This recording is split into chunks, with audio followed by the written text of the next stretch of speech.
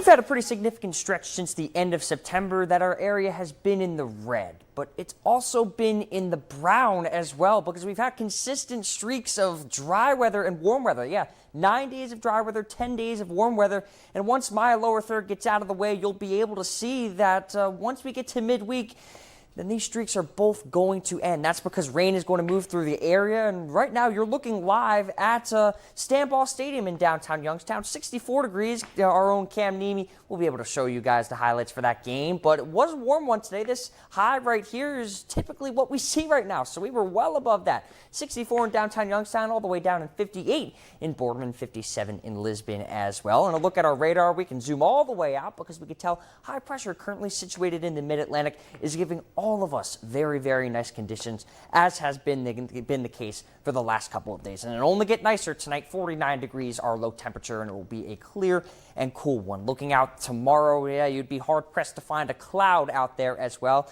As highs we'll be getting again into the lower 80s for almost all of us. 81 we have officially for the forecast, but yeah, you could see just getting into the 80s, it will feel like another summery day, more like early August rather than early October in our area. And our official storm tracker forecast 81 degrees and another above average day and a sunny one as well. Wall-to-wall sunshine, I'll describe it as. But that's the reason why we're seeing all this nice conditions, that high pressure off to our east. But I want you to look west now, where you see a low pressure system that is over towards the Minnesota, Wisconsin area, but will be moving towards us. And once we get into Monday, we'll start to see a little bit of an increase in cloud cover as we get towards the end of the day. It'll start sunny though. But now, once we get into Monday night, once we get towards daybreak on Tuesday, I do expect rain to move through our area, and I do think Tuesday will be more of that soaker day. We won't really have the best times to get outside and have any plans, but once we get rid of Tuesday's any of that rain, look towards the west again, high pressure, which will bring some nice fall-like weather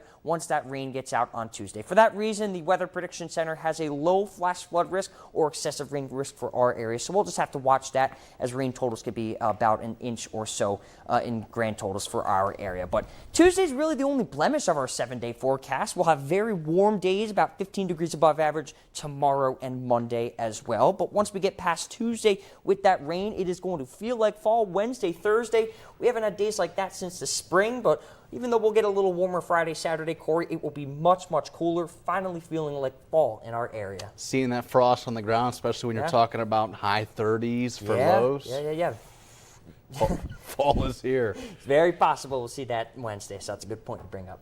Gavin, thanks. Yep. Coming up on